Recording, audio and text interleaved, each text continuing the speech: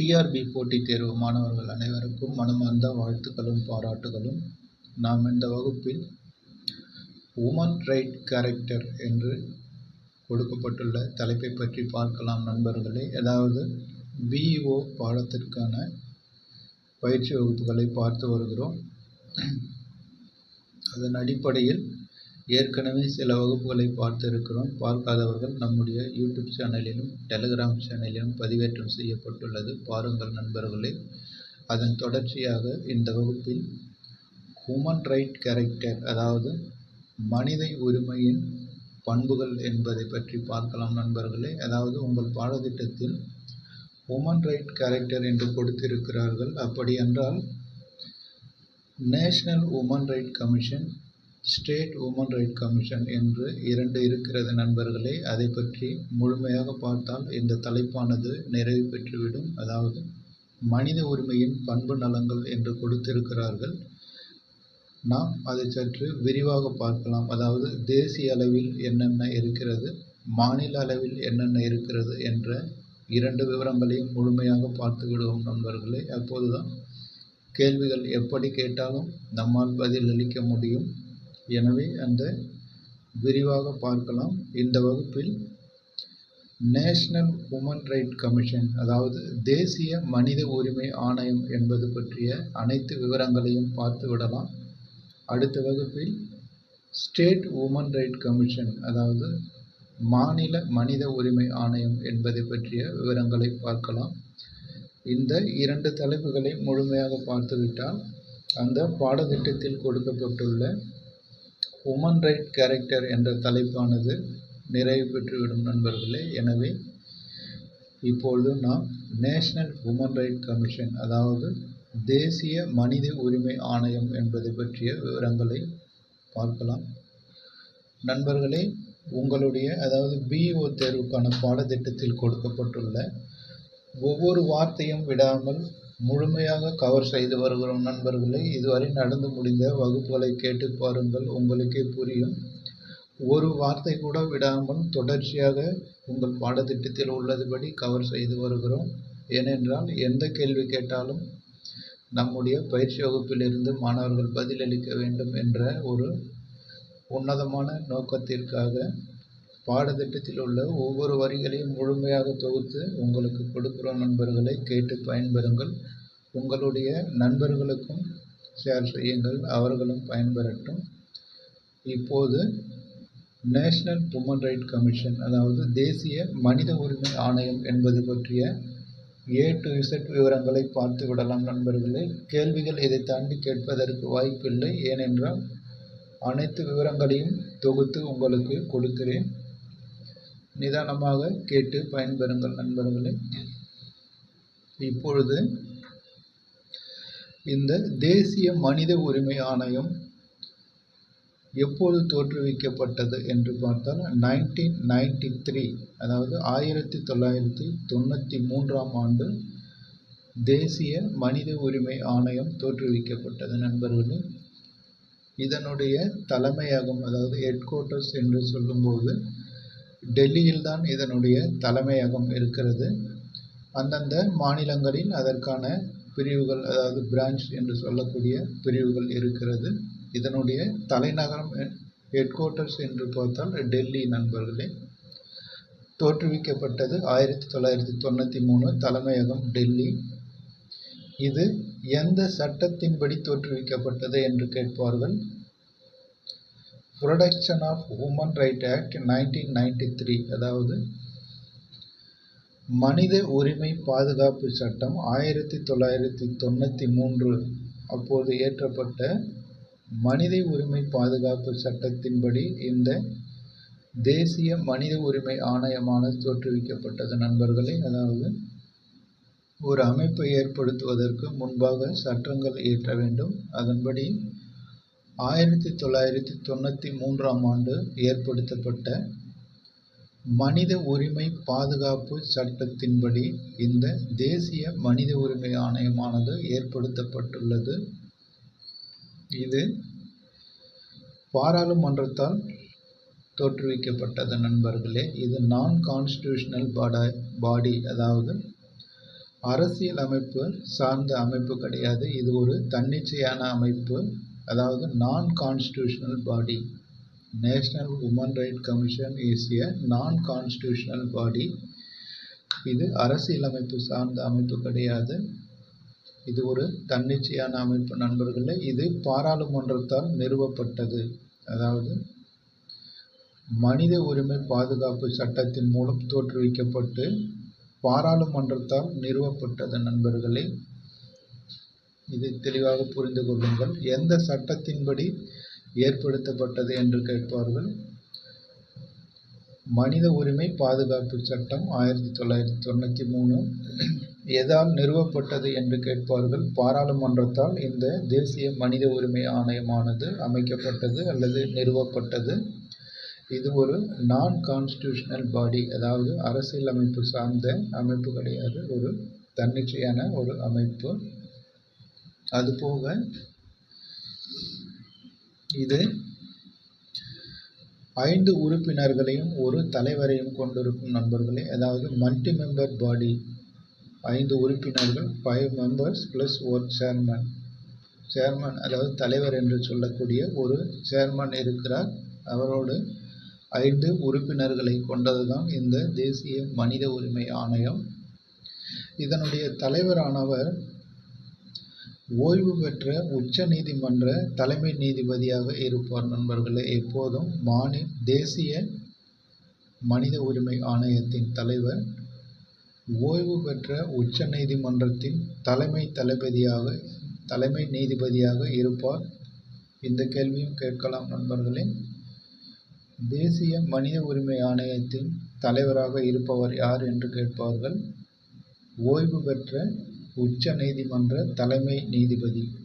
அவர்தான் தேசிய மனித உரிமை ஆணையத்திற்கு தலைவராக இருப்பார். அவரோடு கூட 5 உறுப்பினர்கள் இருப்பார்கள். அதாவது தேசிய மனித உரிமை ஆணையத்தில் மொத்தம் 5 உறுப்பினர்களும் ஒரு தலைவரும் இருப்பார். இதை தெரிந்து கொள்ளுங்கள். அதற்கடுத்து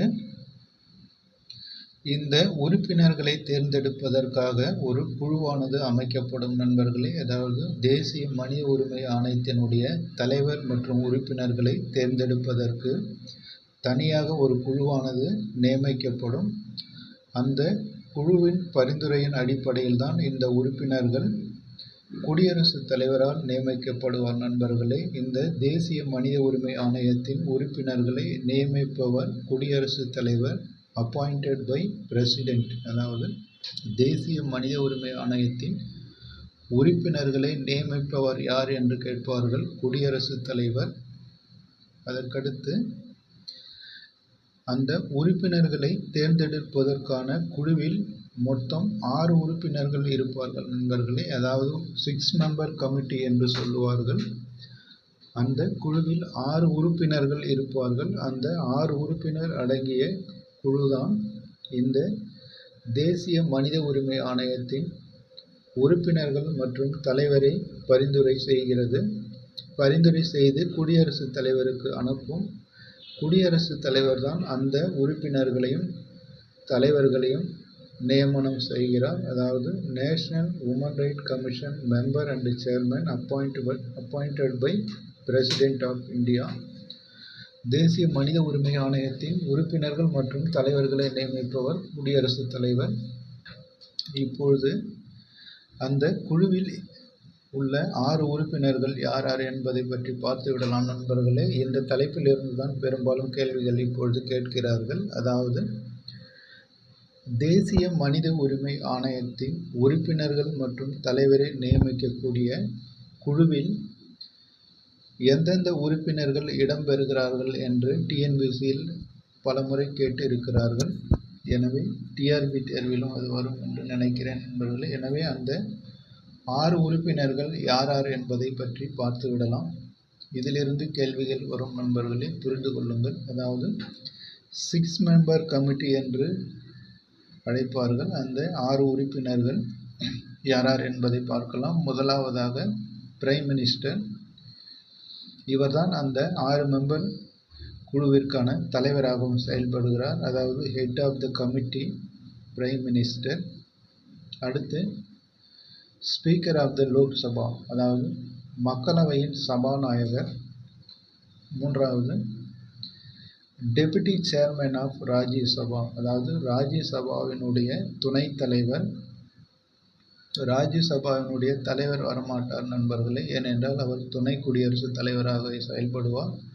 எனவே அதற்கு அடுத்த நிலையில் உள்ள டெபுட்டி சேர்மன் இந்த குழுவில் இடம்பெறுகிறார். அடுத்து நான்காவதாக opposition leader in both house of parliament அதாவது பாராளுமன்றத்தில் உள்ள 2 அவைகளிலும் உள்ள எதிர்க்கட்சி தலைவர்கள் இந்த குழுவில் இடம்பெறுகிறார்கள்.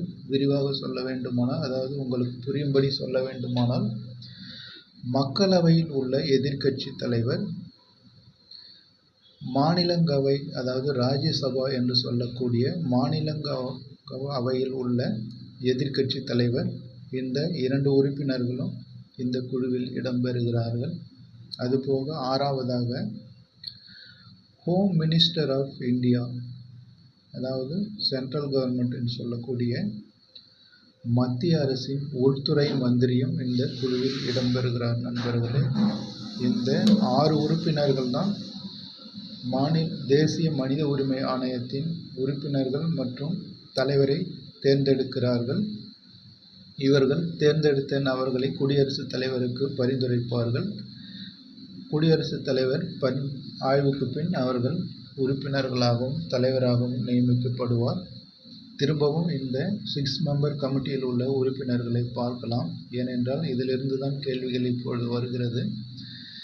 அதாவது தேசிய மனித உரிமை ஆணையத்தின் உறுப்பினர்கள் மற்றும் தலைவர்களை நியமிக்கக்கூடிய குழுவில் எந்தெந்த உறுப்பினர்கள் இடம்பெறுவார்கள் என்று ஒரு 2-3 உறுப்பினர்களை கொடுத்து இதில் எது எல்லாம் சரி எது எல்லாம் தவறு என்று கேட்பார்கள் நண்பர்களே. எனவே அதை பற்றி இப்போ விவரமாக சொல்லுகிறேன். அந்த 6 மெம்பர் குழு என்பது 6 மெம்பர் கமிட்டி என்பது முதலாவது உறுப்பினராக பிரதம மந்திரி இருக்கிறார். அவர்தான் இந்த குழுவிற்கு தலைவராகவும் செயல்படுகிறார். அதற்கடுத்து ஸ்பீக்கர் ஆஃப் த லோக்சபா மக்களவையின் சபாநாயகர். நண்பர்களே, ஸ்பீக்கர் என்னும்போது சட்டமன்றமும் வரும் மக்களவையும் வரும் நண்பர்களே. நேஷனல் என்று வந்தால் லோக்சபா, ஸ்டேட் என்று வந்தால் நம்முடைய மாநில சட்டமன்றம். இரண்டுக்குமே ஸ்பீக்கர் என்று தான் பொதுவாக கொடுப்பார்கள். நீங்கள் தலைப்பை பார்த்து புரிந்து கொள்ள வேண்டும். அதாவது தேசிய மனித உரிமை ஆணையம் என்று வந்தால் லோக்சபா ஸ்பீக்கர் என்று வர வேண்டும்.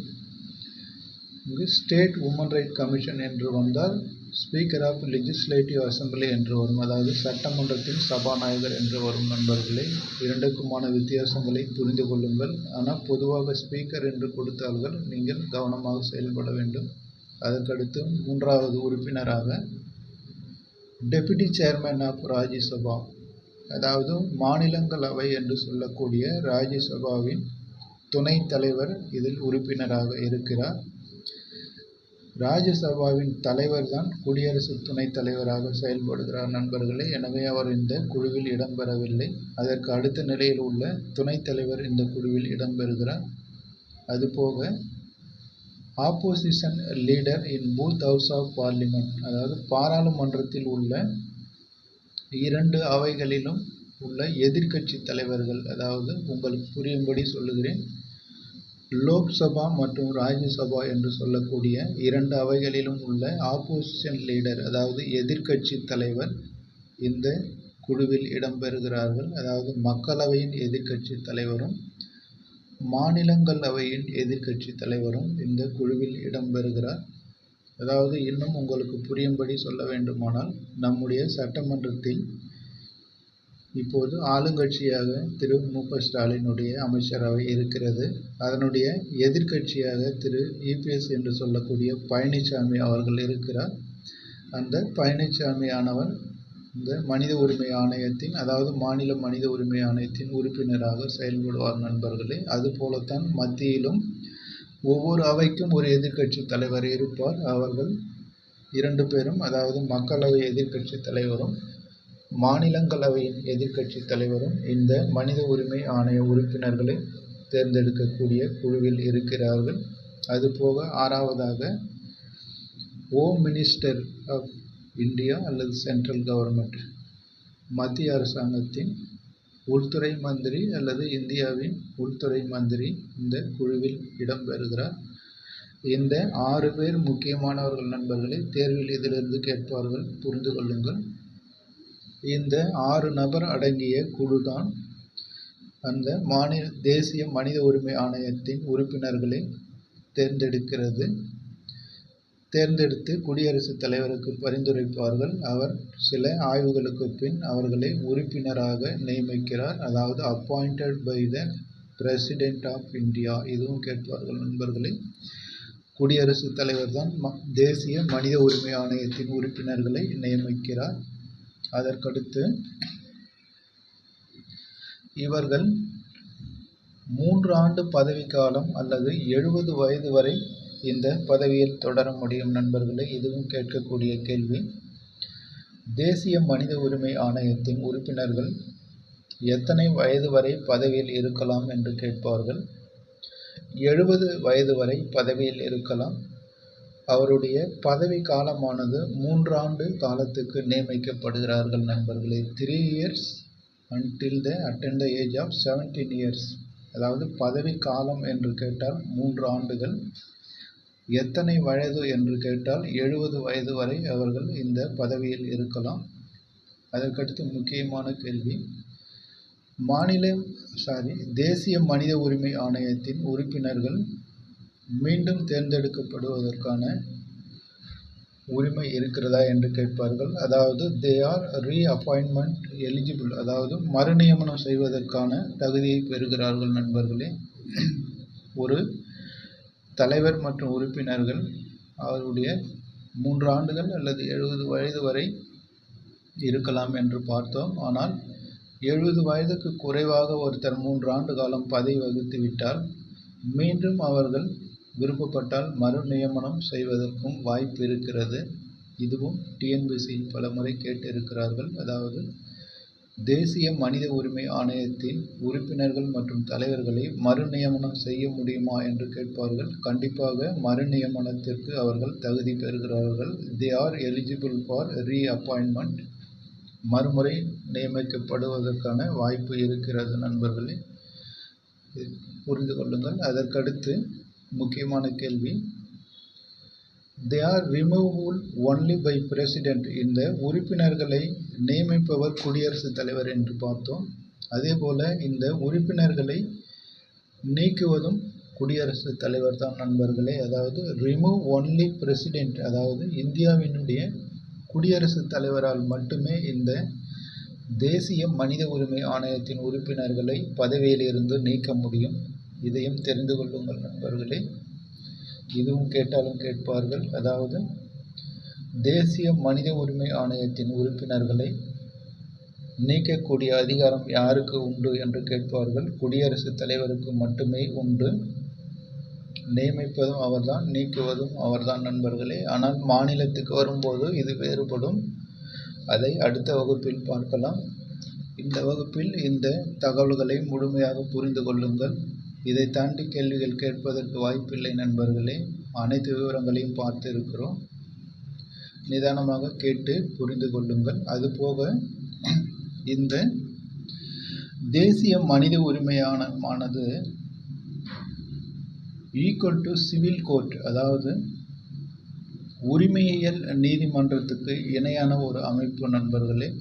இது பெரும்பாலும் இதுவரை கேட்கவில்லை, இருந்தாலும் தெரிந்து கொள்ளுங்கள். எந்த தகவலும் விடக்கூடாது என்பதற்காக சொல்லுகிறேன்.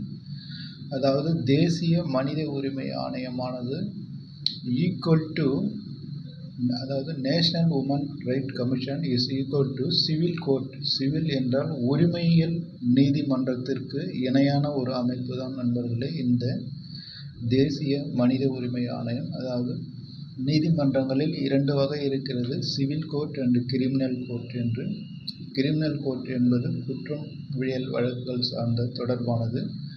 சிவில் கோர்ட் என்பது உரிமையியல் வழக்குகள் சார்ந்த வழக்குகளை விசாரிப்பது நண்பர்களே. எனவே இது உரிமையியல் நீதிமன்றத்துக்கு இணையானது தான் இந்த தேசிய மனித உரிமை ஆணையம். சிவில் கோர்ட் மற்றும் கிரிமினல் கோர்ட் என்பது அது ஒரு பெரிய தலைப்பு. அதெல்லாம் நமக்கு தேவையில்லை, தேர்வுக்கு அது கொடுக்கப்படவில்லை நண்பர்களே. இதை மட்டும் தெரிந்து கொள்ளுங்கள். அதாவது தேசிய மனித உரிமை ஆணையம் என்பது ஒரு உரிமையியல் நீதிமன்றத்திற்கு இணையானது, அதாவது ஈக்குவல் டு சிவில் கோர்ட். இதை தெரிந்து கொண்டால் போதுமானது நண்பர்களே. அதுபோக இந்த உறுப்பினர்கள் தன்னுடைய பதவி காலத்திற்கு பிறகு வேறெந்த மத்திய மற்றும் மாநில பணிகளில் தொடர முடியாது. அதாவது இந்த தேசிய மனித உரிமை ஆணையத்தினுடைய உறுப்பினர்கள் முழுவதுமாக பதவி வகித்த பிறகு ஓய்வு பெறும்போது, அதாவது ஓய்வு பெற்ற பிறகு வேறெந்த அரசு பணிகளில் தொடர முடியாது. அதாவது மத்திய மற்றும் மாநில அரசு பணிகளில் இவர்களால் தொடர முடியாது நண்பர்களே. இவ்வளவுதான் இதனுடைய விவரங்கள். அதாவது நேஷனல் உமன் ரைட் கமிஷன் என்று சொல்லக்கூடிய தேசிய மனித உரிமை ஆணையத்தினுடைய அனைத்து தகவல்களையும் பார்த்திருக்கிறோம் நண்பர்களே. எந்த கேள்விகள் கேட்டாலும் நம்முடைய பயிற்சி வகுப்பில் அதற்கான விடை இருக்கும். எனவே நீங்கள் தெளிவாக கேட்டு புரிந்து கொள்ளுங்கள். கட்டாயமாக பிஓ தேர்வில் கேட்கக்கூடிய அனைத்து கேள்விகளும் நம்முடைய பயிற்சி வகுப்பிலிருந்து வர வேண்டும் என்பதுதான் நம்முடைய நோக்கம். அதற்கேற்றாற் போலதான் ஒவ்வொரு பயிற்சி வகுப்பும் தொகுத்து உங்களுக்கு வழங்கப்படுகிறது. தெளிவாக கேட்டு புரிந்து கொள்ளுங்கள் நண்பர்களே. உங்களுடைய நண்பர்களுக்கும் பகிர்ந்து விடுங்கள், அவர்களும் பயன்பெறட்டும். அதற்கடுத்த வகுப்பில் ஸ்டேட் உமன் ரைட் கமிஷன் என்பதை பற்றி பார்க்கலாம் நண்பர்களே. அதுதான் மிக முக்கியமானது. ஏனென்றால் பிஇஓ தேர்வானது தமிழ்நாடு அரசால் நடத்தப்படுவதால் மாநிலங்கள் சார்ந்த கேள்விகள் தான் பெரும்பாலும் கேட்பார்கள். தேசியம் சார்ந்த கேள்விகள் அவ்வளவா கேட்க மாட்டார்கள். இருந்தாலும் பாடத்திட்டத்தில் கொடுக்கப்பட்டுள்ளதால் அனைத்து விவரங்களையும் பார்த்திருக்கிறோம். ஏதேனும் ஒரு சில கேள்விகள் கேட்டாலும் கேட்டு விடுவார்கள் நண்பர்களே. எனவே அதையும் புரிந்து கொள்ளுங்கள். அடுத்து ஸ்டேட் உமன் ரைட் கமிஷன், மாநில மனித உரிமை ஆணையம் தான் முக்கியமானது.